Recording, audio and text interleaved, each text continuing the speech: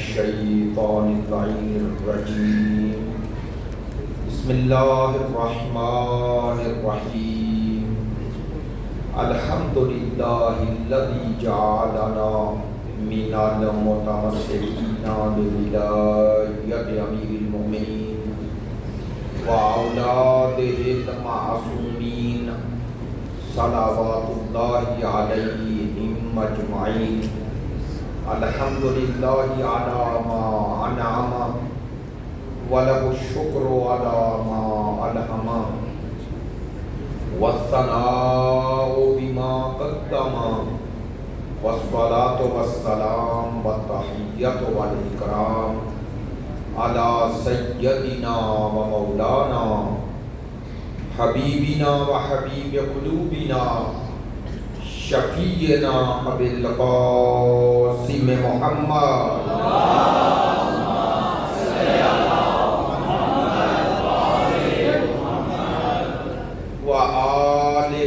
الطيبين الأطهرين الأجمدين الأمجدين الذين أذهب الله عنهم الرجس وطهرهم تطهيرا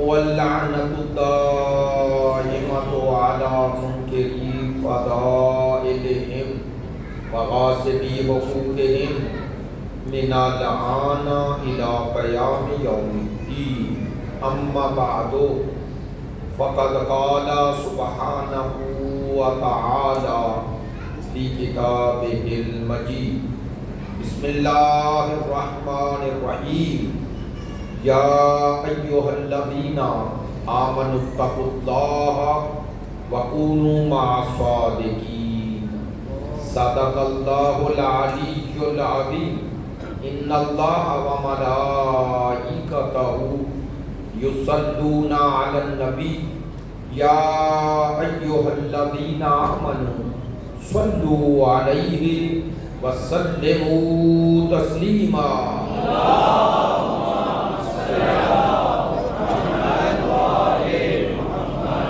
ایک سروات بلند آواز سے پڑھیے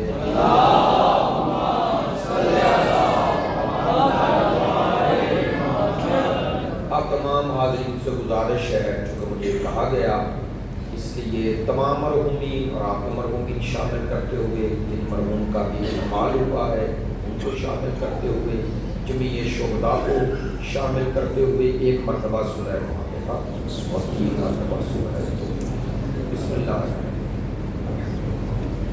الرحمن یا بنا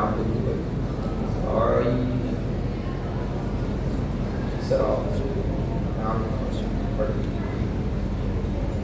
بسم اللہ قل هو اللہ بسم اللہ قل هو اللہ بسم اللہ قل هو اللہ احد اللہ الصمد اللهم اغفر للمؤمنین والمسلمین الاحیاء منهم والاموات انکا مجیب الدعوات. آپ تمام حاضرین کی صحت و سلامتی کے لیے، مقامات مقدسہ کی حفاظت کے لیے، مجاہدین اسلام اور مدافعین حرم اہل بیت کی کامیابی و کامرانی کے لیے، دشمنان دین یزیدیت، ناصبیت، خارجیت کی نیستی اور نابودی کے لیے، تعجیل ظہور امام زمان کے لیے، ہمارے ملک کے استحکام کے لیے، مریضوں کی شفا یابی کے لیے، آپ کی مجالس میں شرکت کی قبولیت کے لیے، علماء کرام، مراجع عظام، عزاداران سید الشہداء، محبین اہل بیت کی توفیقات خیر میں اضافے کے لیے، آپ سب حاضرین کی تمام دعائیں شامل کرتے ہوئے سب دعاؤں کی قبولیت کے لیے بحق سید الشہداء بلند تر صلوات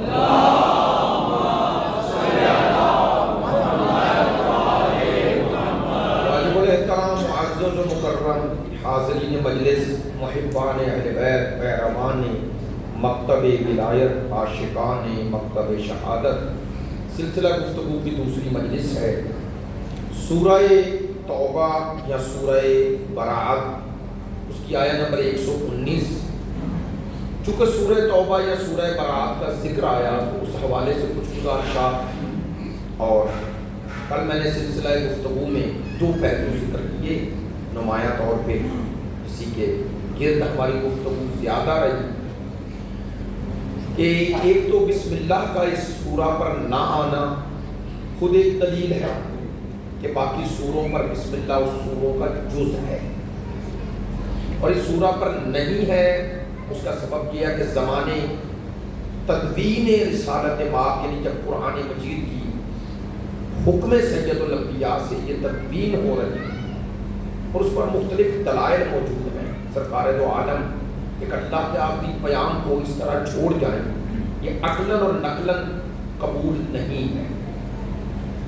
تو خود سرکار کے دور میں اس کا نہ پڑھا جانا، اس سورہ پر بسم اللہ اور باقی سوروں پر ہونا یہ دلیل ہے کہ زمانے سرکار دو عالم میں جب پڑھا جا رہا ہے تو اگر یہ اس سورے کا جز نہ ہوتا تو سرکار سے ممانعت ہم تک پہنچی۔ اور پھر میں نے مستدرک امام حاکم نیشابوری کی ایک روایت جو حضرت عبداللہ ابن عباس نے امیر المومنین سے نقل کی کہ جب ان سے پوچھا گیا کہ سورہ پر بسم اللہ کیوں نہیں، تو یہ سوال خود بتا رہا ہے کہ اس سورے پہ بسم اللہ نہ آنا ان کے سوال کا سبب بنا ہے، ورنہ اگر عادی مسئلہ ہوتا تو کیوں یہ سوال ہی پیدا نہ ہو۔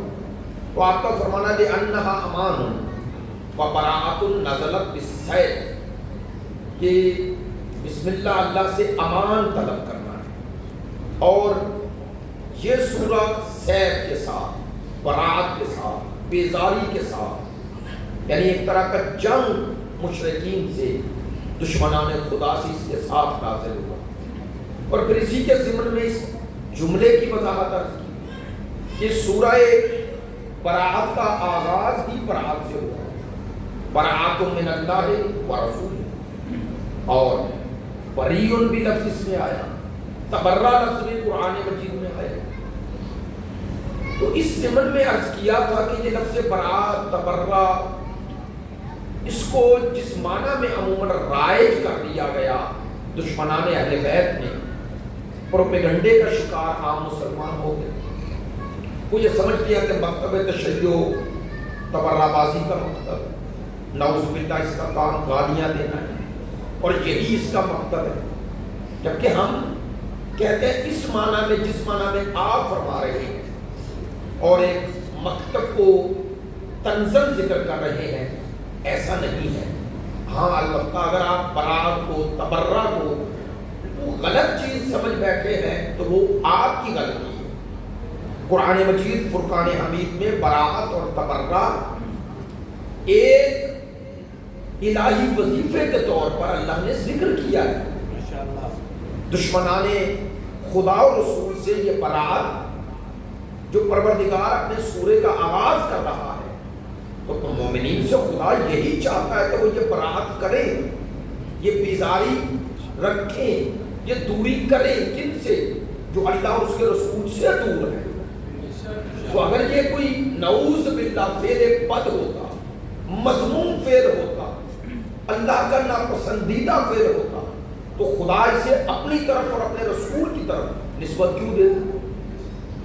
ہمارا یہ موقف ہے، اس لیے ہم سمجھتے ہیں کہ جو امت میں رائج بنو امیہ اور بنو عباس اور اس کے بعد اسی روش کو آگے بڑھایا جا رہا ہے، اہل بیت عصمت و طہارت کے مکتب کا یہ چہرہ کہ اسے ایک تبرہ بازی اور یہ لفظ استعمال کر کے تعین و تشریح کرنا، یہ قرآنی اصولوں کے خلاف ہے۔ قرآن مجید اس کی تائید، تصدیق یا توثیق نہیں کرتا۔ پروردگار عالمین نے ہمارا کلمہ ہی لا الہ بنایا، تو الہ یعنی انکار، تو انکار کا لازمہ اس سے دوری ہوتا ہے جس کا انکار کر رہے ہیں۔ وحدانیت خود اس بات کی دلیل ہے کہ آپ نے غیر خدا سے دوری اختیار کر۔ تو میں نے اس جملے کی وضاحت میں یہ عرض کیا، جو آج دوبارہ اس لیے دہرا رہا ہوں کہ اہم باتیں ہیں کہ تبرے کا جو معنی سب و شتم یا گالن گلوچ لیا جاتا ہے وہ اصلاً غلط ہے. کوئی تبرے کے نام پر گالن گلوچ دے وہ بھی غلط ہے، اور کوئی اس کے جواب میں دے وہ بھی غلط ہے. گالن گلوچ سب و شتم یہ تبرہ نہیں ہے، اور تبرہ سب و شتم نہیں. گالی گلوچ تبرہ نہیں اور تبرہ سب و شتم نہیں. تبرہ اللہ نے براعت، دشمنان خدا سے دوری جو خدا نے چاہا. اور آج ایک پہلو کی طرف اشارہ کرتا ہوں تاکہ بات اور واضح ہو جائے. یاد رکھیے گا کہ براعت، دوری اور بیزاری میں خود ایک عمل پوشیدہ ہے.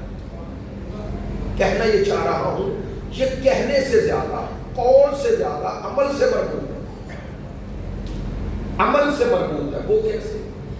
آپ جس سے دور ہو جاتے ہیں، اور اگر اس نقطہ نظر سے دور ہوں کہ وہ خدا سے دور ہے اور میں اس کے افعال بد سے دوری اختیار کر رہا ہوں، تو آپ زبان سے کسی سے اظہار برات نہ بھی کریں، آپ کا عمل خود برات کر رہا ہے. میری بات پہنچی ہے؟ یعنی آپ اگر کسی آفس میں بیٹھے ہیں اور کسی دشمن خدا و رسول و آل رسول سے اس کے فعل سے نفرت کی وجہ سے اسے چھوڑ دیتے ہیں اور اس فعل کو نہیں اپناتے، تو آپ کا عمل تبرہ کر رہا ہے. آپ زبان سے نہ بھی کہیں تو آپ کا عمل خود اس سے برات کر رہا ہے، خود اس سے دوری اختیار کر رہا ہے جس سے دور ہونے کا آپ دعویٰ کر رہے ہیں. معذرت چاہتا ہوں جملہ سخت ہے، لیکن اگر آپ زبان سے 1000 دفعہ بھی کہیں کہ میں فلاں دشمن خدا و رسول و آل رسول، یا آسان لفظوں میں کہوں میں دشمن حسین سے برات کر رہا ہوں، اور وہ قولی ہو اور معذرت میرا اور آپ کا عمل کسی طرح ان سے مشابہت پا جائے، ان کی طرح کا عمل انجام دے رہا ہوں، تو یہ اصلاً برات ہے ہی نہیں. اور یہ کرنے والا اس حکم دین پر اور تقاضائے محبت حسین پہ عمل نہیں کر رہا، چاہے 1000 دفعہ کہے، چاہے 1000 دفعہ کہے، چاہے سینکڑوں دفعہ کہے، بہتر متوجہ رہے، چاہے جتنی دفعہ بھی کہے، اس کا یہ عمل اگر اس کے موافق ہے تو جس کے موافق ہے اس کے قریب ہے، دور نہیں. اب اگر کوئی یزید سے دور ہونے کا دعویٰ کر رہا ہے تو اس دوری کا معنی کیا؟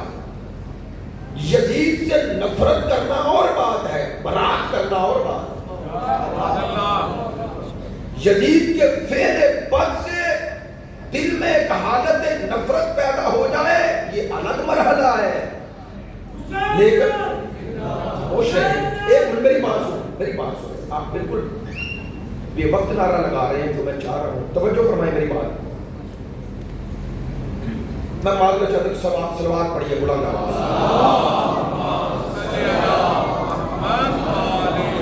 آپ متوجہ تو ہیں میری بات؟ میں بات تھوڑی سی اور زاویے سے کر رہا ہوں. نعرہ لگانا کوئی مجلس کا حصہ تھوڑا ہی ہوتا ہے، ہر جگہ نعرہ نہیں، جہاں بنتا ہے وہاں لگائیں، جو موقع محل ہے، جو مناسبت ہے. اور انسان اسی سوچ میں رہے کہ میں نے کہاں نعرہ لگانا ہے تو میری بات کیا سنے گا؟ بھائی میری بات سنیں اس کے بعد نعرہ لگائیں، سن کے نعرہ لگائیں، نعرہ لگا کے نہ سنیں. بعض لوگ ڈیوٹی یہ لینے آ جاتے ہیں، انہوں نے اول سے آ کر نعرے لگانا. یہ کوئی تھوڑا ہی معذرت کے ساتھ کوئی ہمارا کوئی یہ پیشہ ہے تھوڑا ہی. بات آپ تک پہنچے، باتیں آپ سنیں، آپ کے نالج کا حصہ بنے گی تو عمل میں تبدیلی آئے گی. معذرت چاہتا ہوں ہم نے مجالس کا معیار ہی بدل دیا ہے، اور اول سے آخر تک پڑھنے والے بعض ایسے آ گئے ہیں جنہیں ضرورت ہی اس چیز کی ہے، کیونکہ انہوں نے اپنا ٹائم رکھا ہوتا ہے، اس ٹائم میں انہوں نے طے کیا ہوتا ہے آخری آدھی مجلس آپ نے پڑھنی، آدھی میں نے. نہیں میں یہ چاہتا ہوں، معذرت چاہتا ہوں، میں امام اباقبہ میں ہوں، میرا مطمع نظر کچھ اور ہے، اس لیے چاہتا ہوں مجلس کا حسن ہے آپ شامل رہیں، لیکن شامل رہیں آپ کو پتا ہو میں کیا بات کر رہا ہوں، اس لیے عرض کر رہا ہوں. محسوس نہ فرمائیے کہ ایک صلوات پڑھیے بلند آواز.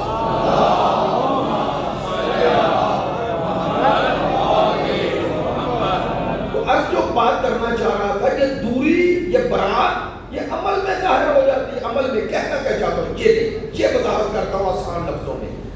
آپ کسی جگہ ہیں اور اس وجہ سے اس عمل کو چھوڑ دیتے ہیں کہ وہ عمل دشمن اہل بیت میں ہے، آپ کا عمل خود برات کر دے اور آپ کا اس وقت اس عمل کو سوچ کر چھوڑ دینا یہ عبادت بھی ہے۔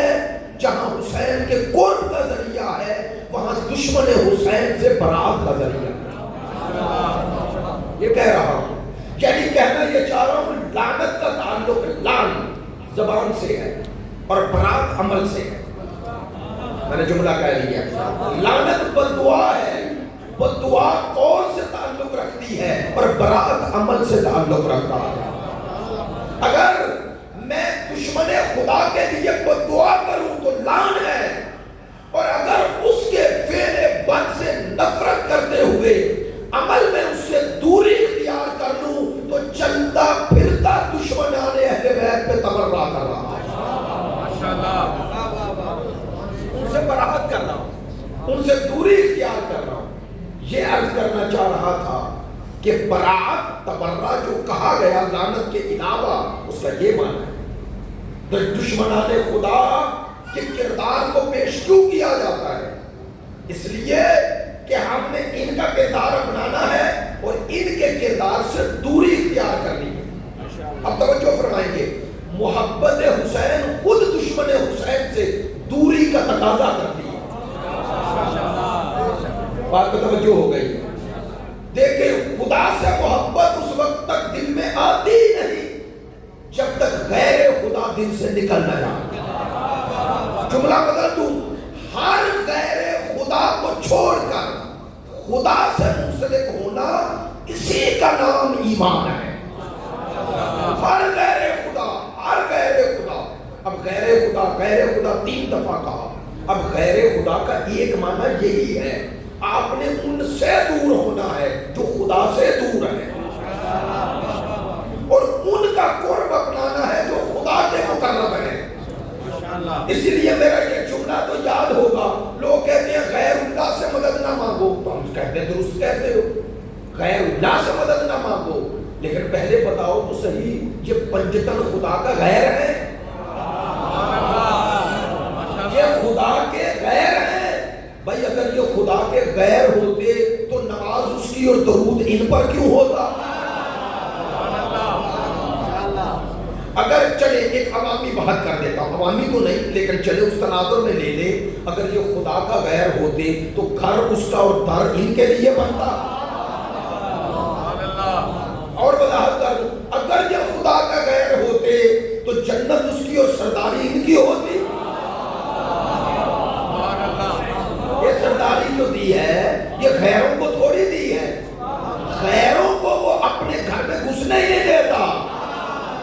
جنت میں غیر نہیں جائیں گے، اللہ کے اپنے جائیں گے، تو جب جنت میں جانے کے لیے اس کا اپنا ہونا شرط ہے تو جنہیں یہیں پر سردار بنا رہا ہے۔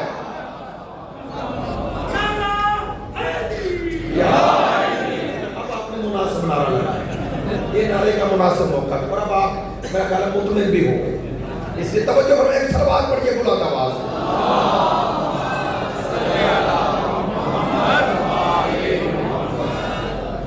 میں جو عرض کر رہا تھا اس تناظر میں سورہ توبہ، سورہ برات کا ذکر ہے، تو اس سورہ توبہ میں جب میں نے اس موضوع گفتگو یہ آیہ نمبر 119 قرار دیا تو اس آیہ کے حوالے سے جب سورہ توبہ سورہ برات کا ذکر آیا تو بہت سارے پہلو سامنے آ گئے۔ یہ جب انسان مطالعات کرتا ہے تو اس میں یہ پہلو ذکر کرنا زیادہ ضروری تھا۔ خود لفظ برات اور آج کے تناظر میں تو زیادہ ضروری ہے، چونکہ اب جو کچھ ہو رہا ہے پاکستان میں اس کا بہانہ ایک ہی بنایا جا رہا ہے، شیعہ تبرہ کرتے ہیں، شیعہ لعن کرتے ہیں، شیعہ توہین کرتے ہیں، ایسے ہی ہے نا۔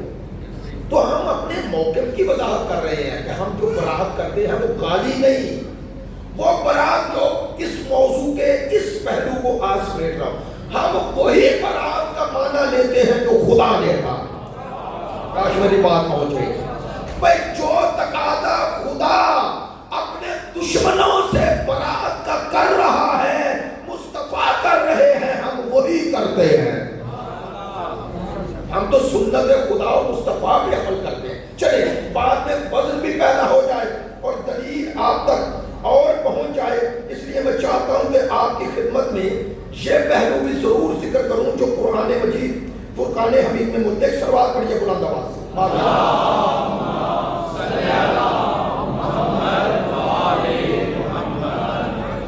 قرآن مجید کا سورہ ممتحنہ آیہ نمبر 4. بس صرف ترجمہ سماعت فرما لیں پھر تیزی سے آگے بڑھتا ہوں.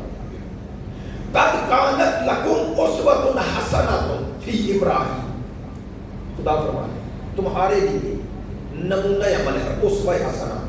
قد کانت لکم تمہارے لیے ہے اسوہ حسنہ.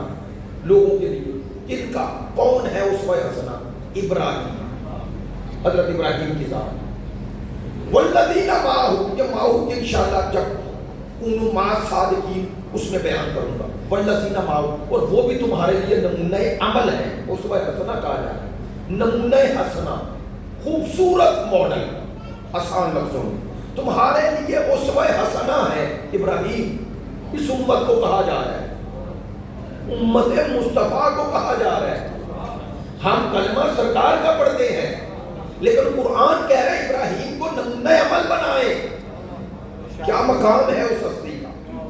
والذین معہ، اور جو ان کی معیت میں تھے ان کے لیے ان کے زندگی کا کون سا پہلو ہے جو ہمارے لیے نمونہ عمل ہے. اب آئے میں آپ کی خدمت میں عرض کرتا ہوں. خدا فرما رہے ہیں کیا ہے نمونہ. اذ قالوا لقومہم، جب انہوں نے اپنی قوم سے کہا. قالوا کہا کس سے؟ لقومہم اپنی قوم سے. کیا کہا؟ انا براء منکم، میں ابراہیم اور میرے ساتھی جو میری معیت میں ہیں ہم تم سے برات کرتے ہیں. ابراہیم کے اس عمل کو کاش میری بات پہنچے جیسے چاہ رہا ہوں. حضرت ابراہیم علیہ السلام کے سورہ ممتحنہ کی آیہ 4 کو پروردگار نے کہا نمونہ عمل ہے. تو بھائی بولیے گا اسوہ حسنہ. حسنہ کا معنی تو سمجھ گیا. یہ حسنہ وہ نہیں ہے اردو والا، عربی والا ہے سے. حسنہ یعنی بہترین. جس طرح آپ فرماتے ہیں ربنا آتنا فی الدنیا حسنہ، خدا مجھے دنیا میں حسن یعنی نیکی عطا. خدا فرما رہا ہے اسوہ حسنہ نیک نمونہ. تو جب پروردگار کسی عمل کو ہمارے لیے نمونہ عمل بنائے تو وہ بد ہوگا نعوذ باللہ، برائی ہوگی یا اچھائی؟ تو اچھائی کے معنی میں ہے نا. تو خدا کہہ رہا ہے ابراہیم کی زندگی میں اس اچھائی کو اپناؤ. نمونہ عمل کا یہ معنی ہے اسے اپناؤ. کون سی؟ اذ قالوا لقومہم، جب انہوں نے حضرت ابراہیم نے اپنی قوم میں کھڑے ہو کے کہا انا براء منکم، چاہے ترجمہ کروا لیں گے ہم تم سے، یعنی ان کافروں سے کہا ہم تم سے برات کرتے ہیں. دوری کیوں؟ وَمِمَّا تَعْبُدُونَ مِن دُونِ اللَّهِ، اور ان سے بھی برات کرتے ہیں جنہیں تم اللہ کے علاوہ عبادت کرتے ہو. اس کا معنی بتوں سے بھی دوری، بت پرستوں سے بھی دوری. یہی معنی ہے برات. تو اگر برات گالی ہوتی تو اللہ ابراہیم کے عمل کو نمونہ عمل کیوں بناتا؟ اسوہ حسنہ کیوں بناتا؟ میں کیوں اس پہ رکا ہوا ہوں اور چاہ رہا ہوں کیونکہ میسج آئے. عام مسلمان بھائی اگر سن لے انہیں یہ پیغام پہنچے کہ یہ جو کچھ تکفیری کہہ رہے ہیں یہ قرآن و حدیث کے صریح مخالف ہے. تبرہ گالی نہیں، برات گالی نہیں، بیزاری ہے. کن سے؟ اور یہ بیزاری، یہ برات اللہ کو اتنی پسند ہے کہ اللہ نے جد الانبیاء کے اس فعل کو قیامت تک قرآن مجید میں اسوہ حسنہ کی آیت بنا کے پوری امت کے لیے اسے نمونہ عمل بنا دیا. پروردگار نے، میں نے نہیں، خدا بندے مطالب فرماتا ہے اس عمل کو حضرت ابراہیم کو زندہ رکھو. جب انہوں نے اپنی قوم میں کہا چھوٹی بات ہے، ہر طرف بت پرستی ہو یہ ہے، اور ابراہیم اور چند ساتھی امت اپنے لوگوں میں کھڑے ہو گئے اور کہا انا براء منکم ومما تعبدون من دون اللہ. ہم تم سے اور جنہیں خدا کے علاوہ پوج رہے ہو ان سے برات کر رہے ہیں، بس نا کفرنا بکم وبدأ بیننا وبینکم العداوۃ والبغضاء، اور سنو ہم تمہارے کافر ہیں۔ قرآن ہے کفرنا بکم، ہم تمہاری نسبت کافر ہیں، یعنی انکار کر رہے ہیں۔ کس کا؟ ان کا جن کا تم اقرار کرتے ہیں۔ پر بہت خوبصورت جملہ کہنے لگا ہوں۔ اس جملے کی عام تشریح کیا ہے؟ ابراہیم بتا رہے ہیں ہم تمہاری نظر میں کافر ہیں، ان کا انکار کر رہے ہیں جنہیں تم پوجتے ہو۔ تو پتا چلا ہر کافر برا نہیں ہوتا۔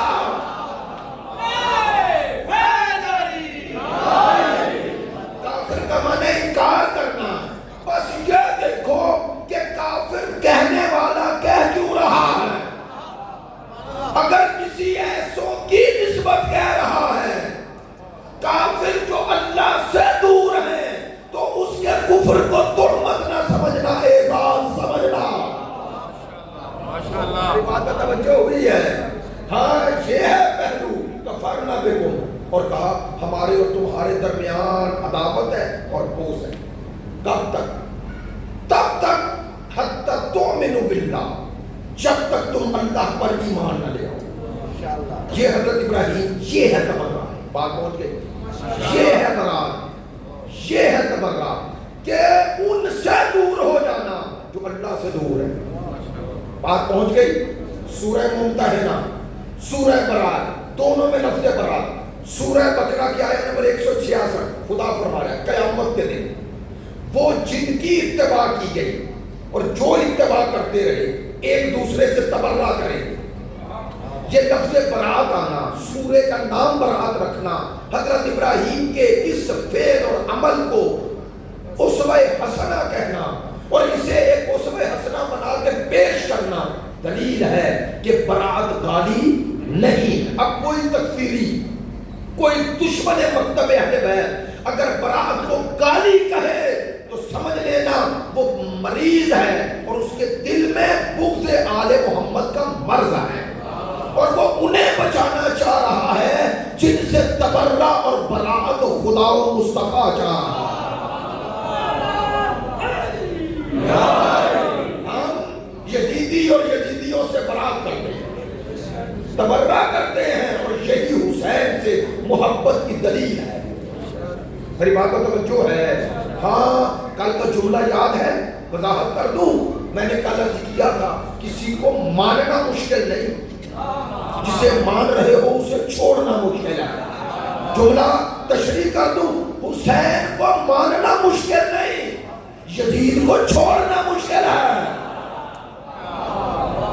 یہ ہے اصل حسینیت، دل میں آتی ہی تب ہے جب یزیدیت نکل جائے، اور یہ حسینیت زندہ باد، یزیدیت مردہ باد، یہ دو نعرے تبلا بھی ہیں تبرہ بھی ہے۔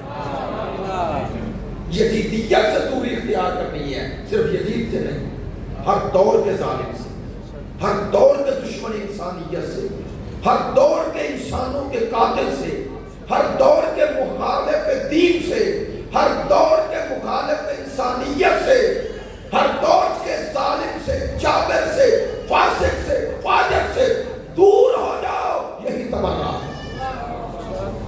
یہی 61 ہجری کی کربلا کا تسلسل ہے۔ ایک بابا سے بلند صلوات۔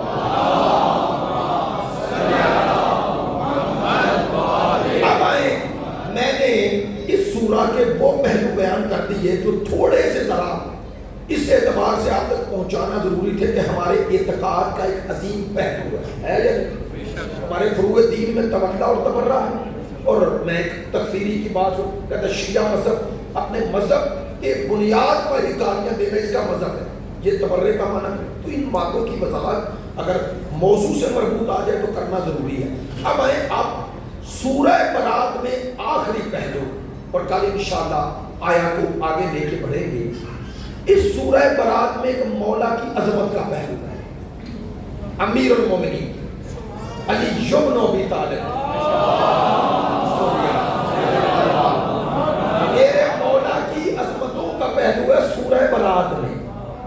توجہ ہے؟ اب آپ کو یہ سورہ یاد اس حوالے سے بھی رہے گا یا نہیں؟ پہلا تو اس لیے یاد رہے گا کہ یہ برات ہے اور میرے فروع دین کی تائید کا ایک پورا سورہ ہے. میں نے تو کہہ دیا ہے جملہ، میرے فروع دین میں جو تبرہ ہے اس کی تائید پورا سورہ کر رہا ہے. جب تک سورہ برات قرآن میں ہے یہ تائید کر رہا ہے کہ برات قالی نہیں، قرآنی حکم ہے. دوسرا پہلو جو آپ کو کبھی نہیں بھولے گا وہ یہ ہے کہ سورہ برات میں مولا کی عظمت کا پہلو ہے. اب اس کا پس منظر مجھے بیان کرنا ہوگا تاکہ بات سب تک پہنچ جائے. سورہ برات 9 ہجری میں نازل ہوا تو 8 ہجری میں فتح مکہ ہے. توجہ ہے؟ 6 ہجری میں آپ جانتے ہیں کہ وہ صلح حدیبیہ ہے.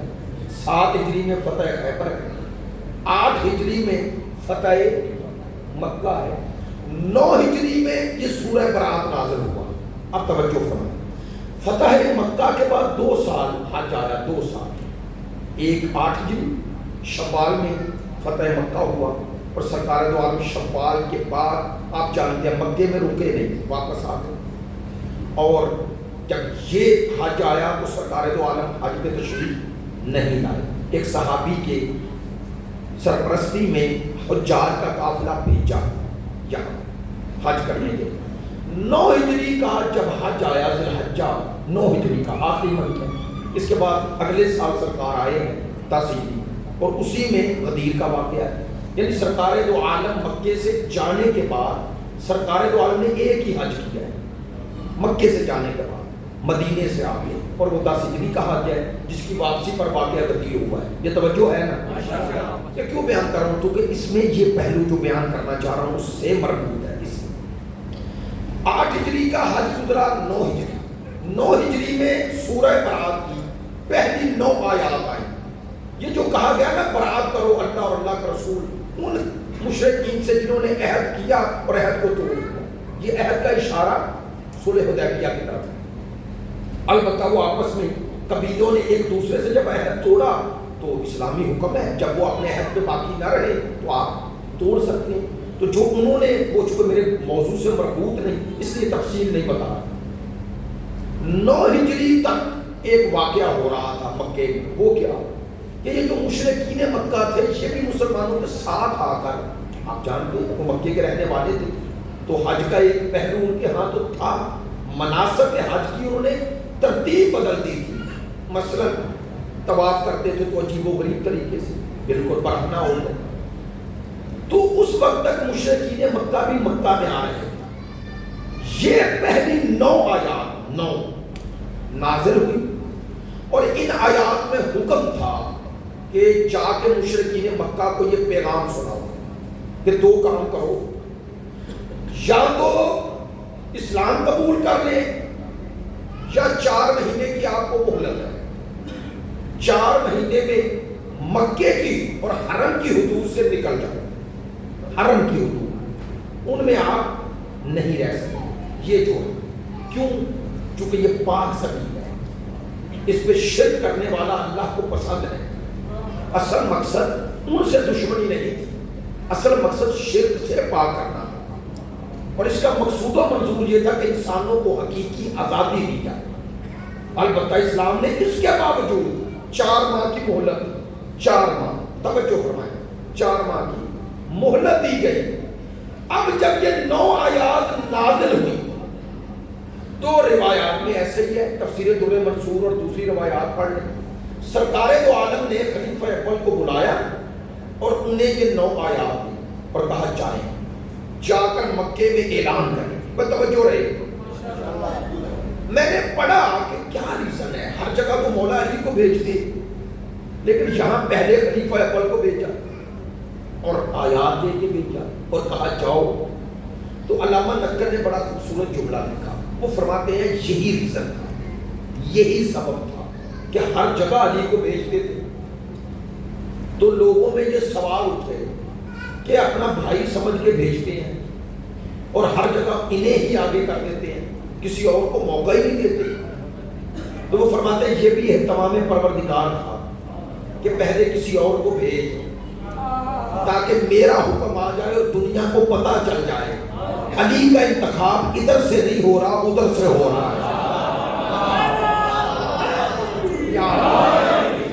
مولا کائنات کا انتخاب ادھر سے نہیں ہو رہا، ادھر سے ہو رہا ہے، اور یہی ثابت کرنا ہے تاکہ دنیا کو پتہ چل جائے کہ یہ انتخاب ادھر سے ہے۔ بھائی توجہ، کتابوں کے نام لے لیتا ہوں، راویوں کے نام لیتا ہوں، پھر روایت پڑھوں گا تاکہ آپ کو لطف آئے۔ یہ جو روایت پڑھنے لگا ہوں کہ اب خلیفہ اول چند حجاج کی سرپرستی اور ان کی سرپرستی، یعنی خلیفہ اول جا رہے ہیں، ادھر نکلے اور مدینے کی حدود سے باہر نکلے، کہتے ہیں مقام جوفا پہ ابھی نہیں پہنچے، میقات سے پہلے۔ اب جب یہ ہے تو یہ کتابوں کے نام ہیں، اور راوی ہیں جو راوی ہیں ان کے بھی نام لے رہا ہوں۔ امیر المومنین خود راوی ہے جو روایت ابھی پڑھوں گا، کتاب کا نام ہے تفسیر ابن کثیر۔ حضرت ابوبکر راوی ہے، کتاب کا نام ہے مسند احمد۔ حضرت عبداللہ ابن عباس راوی ہے، کتاب کا نام ہے سنن ترمذی اور سنن بہقی۔ جابر ابن عبداللہ انصاری راوی ہے، سنن دارمی۔ انس ابن مالک راوی ہے، کتاب کا نام ہے مسند احمد۔ ابو سعید خدری راوی ہے، کتاب کا نام ہے تفسیر در منصور۔ ابو رافع راوی ہے، در منصور۔ سعد ابن ابی وقاص راوی ہے، کتاب ہے فتح الباری۔ حضرت ابو ہریرہ راوی ہے، کتاب کا نام ہے سنن دارمی۔ عبداللہ ابن عمر راوی ہے، کتاب ہے فتح الباری۔ اور اس کے علاوہ حضرت ابو ذر غفاری راوی ہے، کتاب کا نام ہے مطالب الصعود۔ 13 صحابہ کی روایت ہے، اور کم از کم سینکڑوں کتابوں میں۔ آپ توجہ فرمانی ہے، میں نے کہا تھا نا سورہ برات یاد رکھے گا۔ جیسے ہی خلیفہ اول یہ آیات لے کے 9 آیات پہلی لے کے نکلے، ابھی وہ مقام پر نہیں پہنچے جو میں نے کہا میقات ہے، تو یہ سارے راوی روایت کر رہے ہیں اور کتابوں کے نام میں لے چکا، اب روایت پڑھ رہا ہوں۔ ادھر وہ نکلے، ادھر جبرائیل نازل ہوئے، اور علماء کہتے ہیں یہ روایت نہیں، یہ حدیث قدسی ہے۔ کاش میری بات پہنچ جائے، حدیث قدسی ہے۔ ادھر جبرائیل نازل ہوئے اور سرکار دو عالم کو مخاطب کیا اور کہا خدا کہہ رہا ہے، خدا لا یعدی عنکا الا انتا اور رجل منکا، خدا کہہ رہا ہے اے مصطفیٰ ان آیات کی تبلیغ یا خود کر یا وہ کرے جو آپ سے ہے۔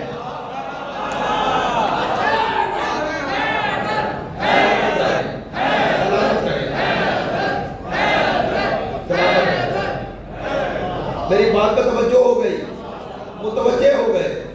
میں نے یہ کتابوں کے نام کیوں لیے، حالانکہ میرا مزاج ایسا نہیں، لیکن جان بوجھ کے میں نے یہ ساری کتابوں کے حوالے دیکھ کے نکالے، اور ان حوالوں کو یہاں اس لیے بیان کیا ہے کہ تمام مسلمان بھائی 13 صحابہ روایت فرما رہے ہیں کہ خدا کا پیغام آیا، اور سب نے کہا یہ حدیث رسول نہیں، چونکہ لہجہ ایسا ہے، یا خود جا، کہ مصطفیٰ اپنے آپ کو تھوڑے کہہ سکتے ہیں، حدیث قدسی ہے، یعنی کلام خدا ہے، زبان مصطفیٰ ہے، عام حدیث نہیں، حدیث قدسی ہے۔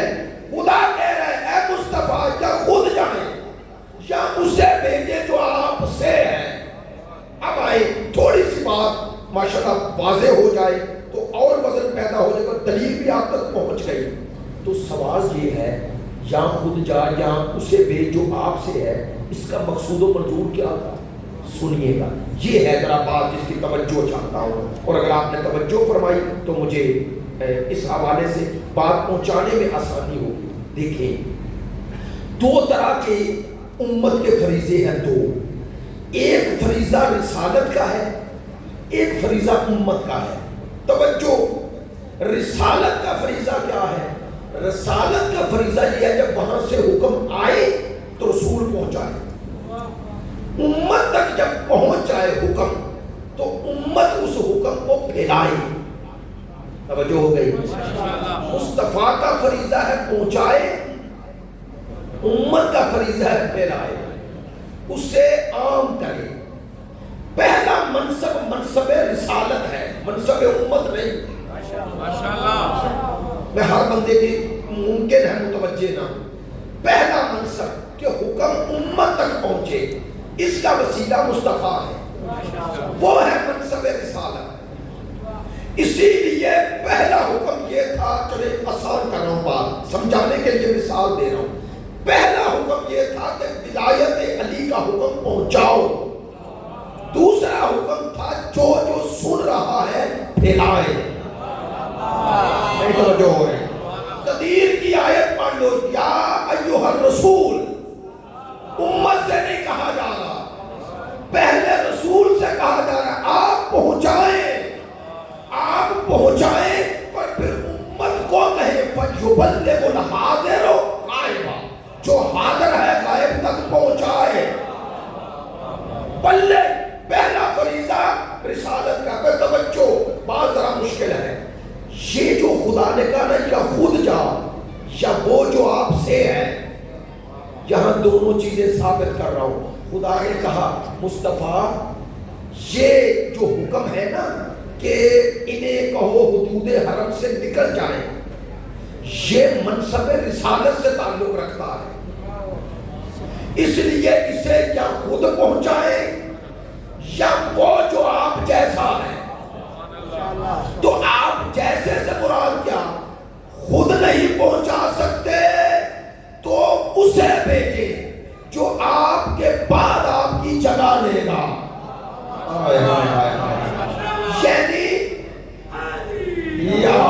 یعنی یہ پیغام یا رسول پہنچائے یا وسیع رسول پہنچائے، یا رسالت کی جہت سے پہنچائے یا ولایت کی جہت سے پہنچائے. لو اسی حدیث سے ثابت ہو گیا کہ مصطفیٰ کا جو پیغام مصطفیٰ کی طرح پہنچائے وہی وسیع مصطفیٰ ہوتا ہے. وہی کار رسالت کا محافظ ہوتا ہے. ایسا ہے یا نہیں؟ ماشاءاللہ میں سب کا شکر گزار، آپ نے توجہ فرمائی، مجھے حوصلہ ہوا. تو یا خود پہنچائے یا وہ جو آپ جیسا ہے. لے بھائی بات تھوڑی سی آسان بھی کر لوں اور ساتھ شامل بھی ہو جائیں.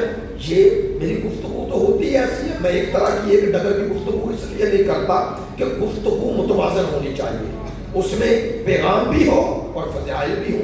فضیلت کیوں نہ بیان کریں؟ ہم نہیں کریں گے تو کون کرے گا؟ بھائی اسے چھپانے پہ سب تلے ہوئے ہیں، ایک ہی تو ہیں جن کی ڈیوٹی لگی ہے پہنچانا ہے. جو غدیری ہے وہ فضائل کے بغیر مجلس پڑھتا ہی نہیں ہے. میں منبر سے کہہ رہا ہوں غدیر والا ہی تو پہنچائے گا جنہوں نے غدیر کے مقابلے پہ کچھ کیا ہے، وہ تو چھپانے پہ تلے ہوئے ہیں. تو آج کے دور میں پہنچانا بھی جہاد ہے. اس لیے کہہ رہا ہوں، اب توجہ فرمائیں گے، جملہ آپ کی خدمت میں عرض کر رہا ہوں. لے قرآن مجید کی 9 آیات تھی، پورا قرآن نہیں، پیغام لے جانا ہے. پورا قرآن نے 9 آیات، اور خدا کہہ رہا ہے مصطفیٰ یہ تیری ڈیوٹی ہے یا وہ جو تجھ جیسا ہے. تو ہم تو اتنا ہی کہتے ہیں جب پورے قرآن میں 9 آیات پہنچانے کی اہلیت سوائے علی کے کوئی اور نہیں رکھتا، تو مصطفیٰ کے بعد پورے قرآن کا وارث کیسے بن سکتا؟ جو بھی ہے جب 9 آیات کی لو. اب آج کی مجلس کا آخری جملہ میں کہتا ہوں، شاید اللہ نے طے کیا کہ 2 کام یا مصطفیٰ کرے یا مرتضیٰ. کون کون سے؟ فتح مکہ ہوا تو بت توڑے، سرکار کعبے میں آئے، کعبے میں بیت اللہ میں آئے اور جو نیچے بت تھے توڑ دیے. ایسے ہی ہے نا، سرکار نے خود توڑے، جو نیچے بت تھے خود توڑے. نہیں توجہ، نیچے بت خود توڑے، جو اوپر تھے نا چھت پہ، اس کے لیے اب علی کو بلایا. تھے تو سب، ان سب نے علی کو بلایا. بھائی میں کوئی طنز نہیں کر رہا، بات کرتا ہوں جو وزنی ہو رہا آپ تک پہنچے. اچھا اب یہ نوجوان بھائیوں کے لیے یہ بات کہہ رہا ہوں، فتح مکہ 8 ہجری، ایسا ہی ہے بات میں توجہ ہے. 8 ہجری فتح مکہ، 8 ہجری.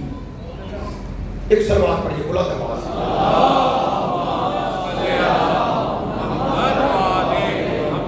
بات समेट रहा हूँ, आप मुतवज्जे होंगे तो मैं बात कर पाऊंगा। आने वालों को ना देखा करें, न जाने वालों को देखा करें। भाई मैं आपके सामने ये मंदिर रखा है इसलिए क्या कि हमें देखें, मादर चाहता हूँ, इसलिए नहीं कह रहा मुझे देखे कोई मैं देखने वाली चीज़ हूँ। मैं कह रहा हूँ मेरी बात सुनेंगे, देखेंगे तो बात सुनेंगे, इसलिए तवज्जो फरमाएंगे। जो बात कहना चाह रहा हूँ अजीब है, बात हम बड़े मुश्किलात में फंस जाते हैं। जो बात जिस तनाज़ुर में वो एक अपने पूरे कल्ब को जान से बात पहुँचा रहे होते हैं, और जब सामने वाला बेरुखी दिखाता है तो दिल में सोचते हैं यार क्यों ये बात कही, इसलिए मादर चाहता हूँ, बहुत मादर चाहता हूँ। मुझे नारों से मसला नहीं होता, मुझे होता है कि जो कहना चाह रहा हूँ पहुँच जाए। दिल में खुशी होती है, खुदा का शुक्र अदा करता हूँ, मादर चाहता हूँ इस रवैये में। अगर कोई मेरी जुमलों से आपको कोई अज़ियत हुई हो, दस बस्ता मादरत हो साहब, मेरे लिए बहुत मोहतरम है। हर कोई एक एक मोमिन, एक एक अज़ादार, एक एक इस मजलिस में आने वाला बात जो कहना चाह रहा हूँ। लेकिन ये है फजीलत अमीरुल मोमिनीन का पहलू, क्या जो नीचे बुत थे तोड़ दिए, ऊपर जो बुलंदी पे बुत है। 8 हिजरी में सरकार की उम्र मुबारक 2 साल बाकी है, 63 साल टोटल उम्र थी, तो 8 हिजरी में आपकी उम्र मुबारक 61 साल या 60 साल, ऐसे ही 11 हिजरी करो तो 60 साल, तो 61 या 60 साल के सरकार अमीरुल मोमिनीन रसूल खुदा से कितने साल छोटे थे? माशाअल्लाह 30 साल, 30 साल छोटे। तो वो 61 और ये बने 31 साल, मौले का 31 साल या 30 साल।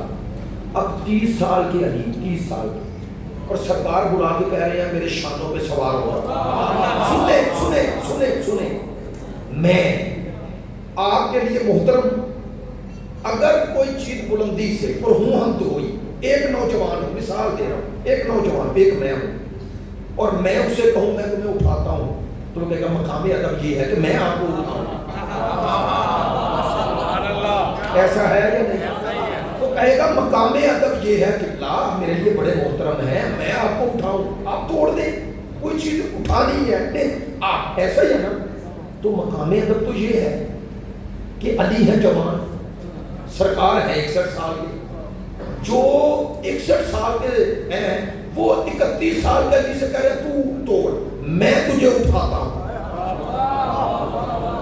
भाई सुनिएगा, तवज्जो फरमाइएगा, ये जो बुग़्ज़े आले मोहम्मद है ना और बुग़्ज़े अली है, ये अकल छीन लेता है, ऐसे नहीं कह रहा, अकल छीन ले। कहते हैं कहा ऐ अली तू मेरा बोझ नहीं उठा सकता, और फिर उधर ही कहते हैं रसूल ऊँटनी पर सवार हो गए।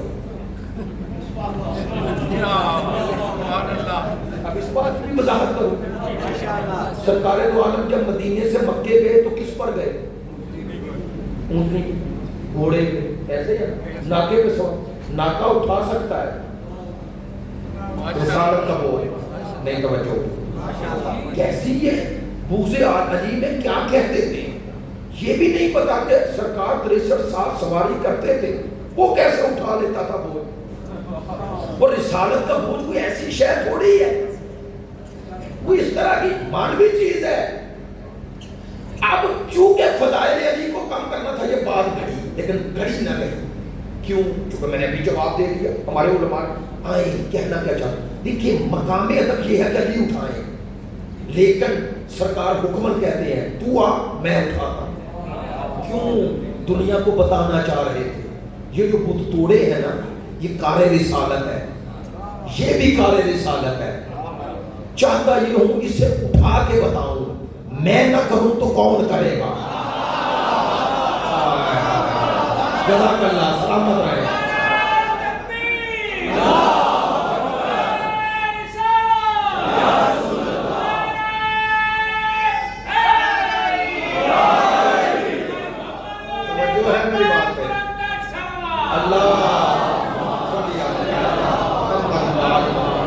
मुतवज्जे हैं इंशाअल्लाह। बताना ये चाह रहे थे मैं ना करूं तो कौन करेगा। लो यूं कह रहा हूं, उठा लिया, अली को उठाया तो बताया मैं ही कर रहा हूं। फर्क इतना है, यहां से वहां इतना फर्क है, नीचे मुस्तफा है ऊपर नफ्स मुस्तफा है। लो भाई पूरी मजलिस का खुलासा, बुत तोड़े अली को शरीके कार करार दिया, तो बुत अली और मुस्तफा और मुर्तजा ने तोड़े। अब निकालना था बुत परस्तों को हुदूद हरम से। कहा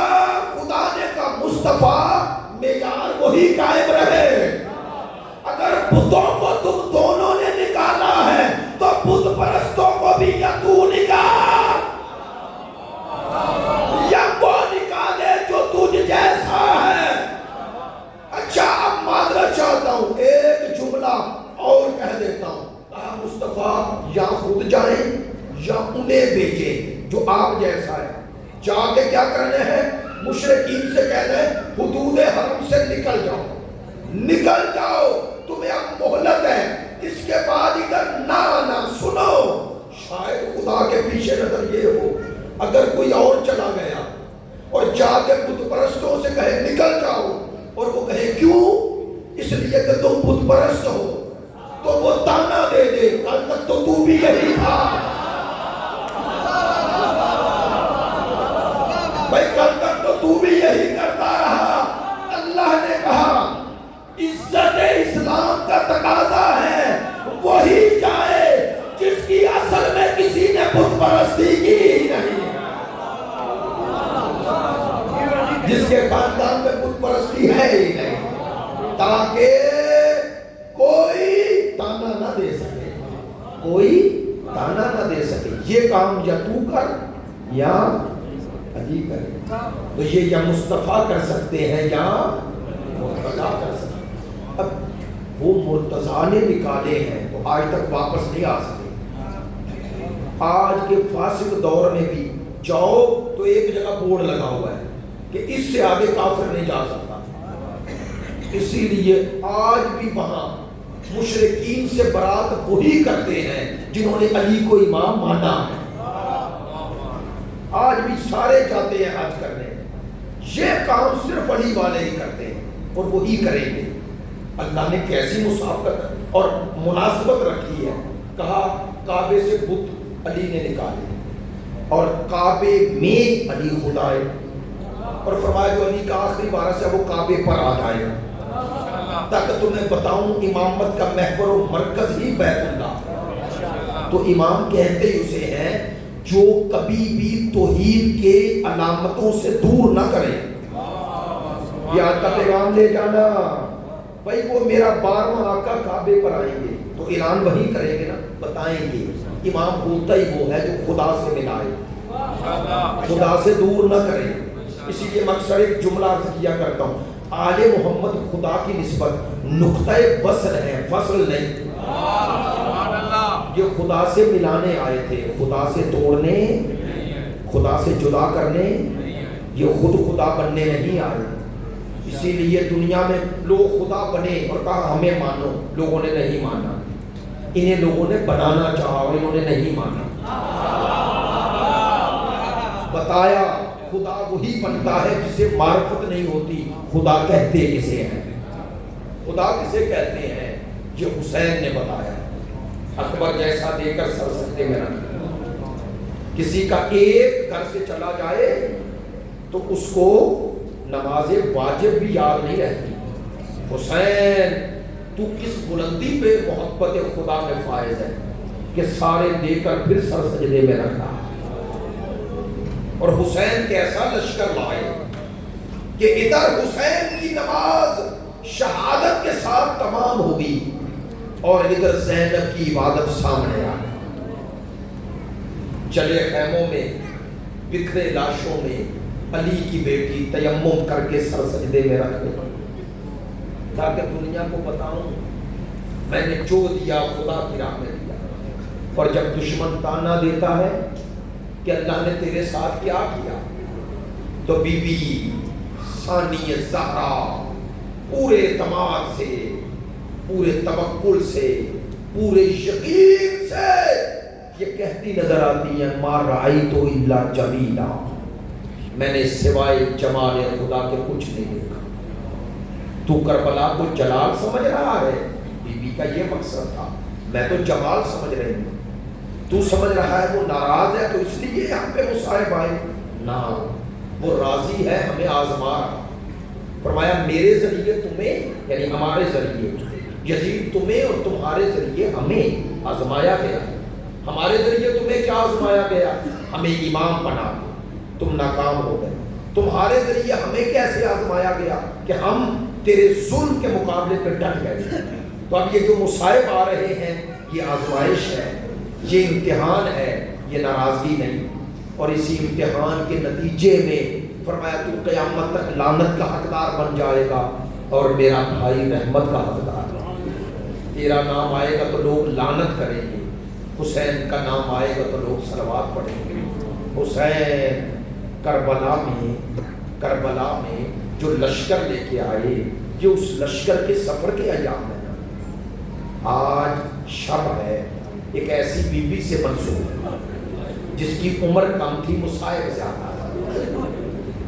میں نے جملہ شاید جلدی میں کہہ دیا، جس کی عمر کم مصائب زیادہ،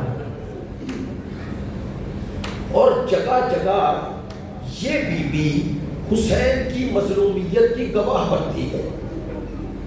سوچتا ہوں اس بی بی کی یہ ایک روایت ہی کافی ہے کہ جب بابا سے لپٹی اور آ کے پھوپھیوں نے جدا کیا تو کہنے لگی پھوپھی جان بابا نے مجھے ایک پیغام دیا۔ آیت اللہ جوادی عاملی فرماتے ہیں یہ پیغام اس کٹے ہوئے سر سے جو بی بی نے سنا تھا یہ ان کانوں سے تھوڑے ہی سنا ہے۔ کہتے اس کا معنی بی بی کے قلب میں القاء کیا ہے۔ یہ ہے حسین سے قرب مانوی اس بی بی کا کہ سر کٹ گیا لیکن حسین سے تعلق نہیں ٹوٹا۔ تو یہ باپ بیٹی کا صرف تعلق نہیں تھا، یہ وہ روحانی تعلق تھا۔ وہ فرماتے ہیں حضرت سکینہ مستغرقۃ فی ذات اللہ، بی بی ہمیشہ ذکر الہی میں مگن رہتی۔ اور علماء فرماتے ہیں اگر بی بی کا خدا سے رابطہ نہ ہوتا تو 4 سال کی بچی اتنے مصائب دیکھ کے زندہ نہیں رہتی، زندہ نہیں رہتی۔ اب کون کون سے مصائب کی کو بیان کروں؟ یہ روایت جو آپ تک پہنچا رہا ہوں بی بی کی، کہا مجھے بابا نے کہا کہ میرے ماننے والوں سے کہنا جب بھی کسی غریب الوطن کا ذکر سنے تو سب سے پہلے مجھے یاد کرنا، جب بھی کسی مظلوم کا ذکر سنے تو مجھے یاد کرنا، جب بھی کسی پیاسے کا ذکر سنے تو میری پیاس کو بھول نہ جانا۔ میں یہ جملہ متعدد جگہ پہ دہرا چکا، شاید ہم متوجہ نہیں ہوتے، معذرت چاہتا ہوں۔ یہ جو عطش اور پیاس کا غم ہے نا، آل محمد نے اسے بڑا دہرایا۔ بتاؤں کب کب؟ جب ثانی زہرا نے 70 قدموں پہ بھائی کو ذبح ہوتے دیکھا تو ایک جملہ کہا تھا ہل فیکم من مسلم، تم میں میرے نانے کا کلمہ پڑھنے والا کوئی نہیں؟ تو بی بی نے اگلا جملہ کہا تھا، کہا میرے بھائی کو ذبح کرنے سے پہلے پانی پلا دو۔ اس کا مطلب بی بی کو یہ پیاس کا غم اس ذبح کی حالت میں بھی پریشان کر رہا ہے۔ ہاں قلب میں درد ہے، میرا بھائی 2 گھونٹ پانی بھی نہیں پی پاتا۔ اور جب ذوالجنا واپس آیا تھا تو بیویوں نے دیکھا، ثانی زہرا نے حضرت ام کلثوم سے کہا تھا کہ مجھے سکینہ نظر نہیں آ رہی، تو اشارہ کیا وہ دور کھڑی ہے، قریب دونوں پھوپھیاں گئی اور جا کر کہا سکینہ تیرا بابا مارا ہے۔ نہیں، آپ اس جملے کو مظلومیت کو دیکھو، ہمارے گھروں میں میت ہو جائے، خدا نہ کرے کسی کا 4 سال کا بچہ ہو تو بزرگ کہتے ہیں اس سے دور لے جا، ایسا ہی ہے، کہتے ہیں دور لے جاؤ یہ باپ کو نہ دیکھے۔ ہاں حسین کی سکینہ کی مظلومیت کہ ثانی زہرا کو متوجہ کرنا پڑ رہا ہے۔ جب یہ کہا نا، اب حضرت سکینہ سکتے میں تھی، جب سنا نا کہ سکینہ تیرا بابا مارا گیا، اب سکینہ دوڑی، ذوالجنا کے سموں کو تھام لیا اور ایک ہی سوال کیا، یا جواد ابی، اے میرے بابا کے گھوڑے۔ اب کہا کیا کہا؟ کہا بتا بابا کو قتل کرنے والے نے پانی پلایا یا میرے بابا پیاسا ذبح ہوتا رہا؟ یہ لفظ ذبح میں اپنی طرف سے نہیں کہہ رہا، قتل نہیں کہہ رہا، ذبح کہہ رہا ہوں، ذبح۔ کیوں؟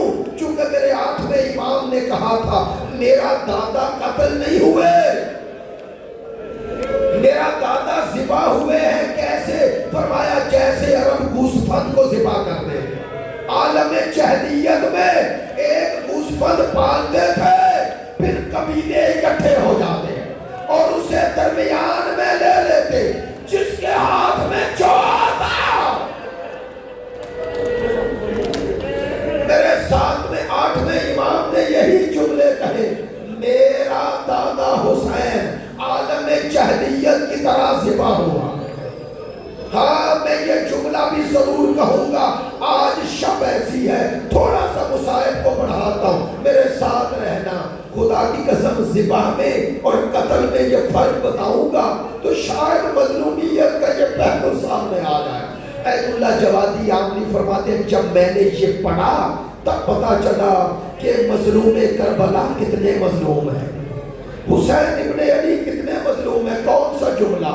فرماتے ہیں عرب مقتول اسے کہتے ہیں جسے تلوار یا تیر کا زخم دے کے چھوڑ دیا جائے اور وہ اپنی مرضی سے چاہے 10 دن زندہ رہے, اگر اسی تلوار کے زخم سے چلا جائے تو مقتول ہے. لیکن کہتے ہیں عرب ذبح اسے نہیں کہتے. ذبیحہ کسے کہتے ہیں کہ جب تک جان باقی ہے اس وقت تک وہ تلوار یا چھری چلتی رہے.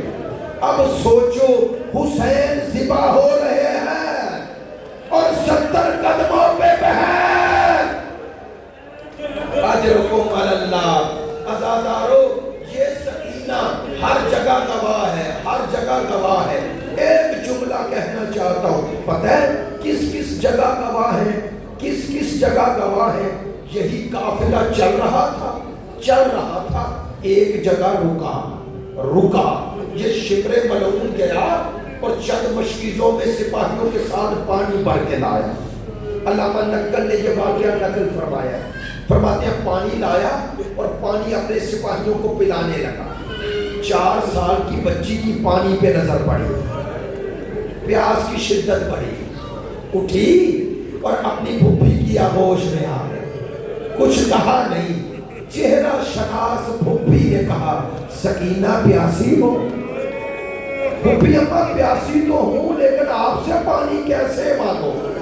علامہ نقل فرماتے ہیں کہ حضرت ثانی زہرا نے کہا اگر حسین نے اصغر کے لیے نہ مانگا ہوگا تو تجھے اجازت نہ دیتی, جاؤ حجت اتمام کرو. 4 سال کی سکینہ اٹھی اور کہاں آئی جہاں باپ کا قاتل سپاہیوں کو پانی پلا رہا ہے. متوجہ ہیں, دعا کیا کرو کسی بیٹی کو باپ کے قاتل سے کچھ مانگنا نہ پڑے. ہاں 4 سال کی سہمی ہوئی سکینہ پیچھے آگے کھڑی ہو گئی. علامہ نقل کا بار بار حوالہ دے رہا ہوں میں ورنہ نہ پڑھتا. کہتے ہیں سایہ محسوس ہوا ملعون کو کہ میرے کوئی پیچھے ہے. شمر مڑا اور ایک دفعہ بی بی کو دیکھا, پوچھا پانی چاہیے؟ بی بی نے اس بات میں سر ہلایا. ملعون اپنے سپاہیوں کو پانی پلاتا رہا. کہتے ہیں پانی پھر بھی بچ گیا, مشکیزے میں پانی بچ گیا. اس نے ایک دفعہ مشکیزہ یوں بلا تشریح اٹھایا, سکینہ کو اشارہ کیا, بچی قریب آئی, چھوٹے چھوٹے ہاتھ پھیلائے. اس نے مشکیزہ اٹھایا, بچی کی امید بڑھی. بچی نے سوچا شاید باپ کے قاتل کو ترس آ گیا, لیکن بتاؤں کیا کیا؟ سکینہ کے ہاتھ یوں ہی پھیلے رہے. اس ملعون نے سارا پانی زمین پہ بہا دیا. سکینہ کے ہاتھوں پہ نہیں, زمین پہ بہا دیا. اب پتہ ہے سکینہ نے کیا کیا؟ اپنے آپ کو اسی گیلی زمین پہ گرا دیا. کبھی دایاں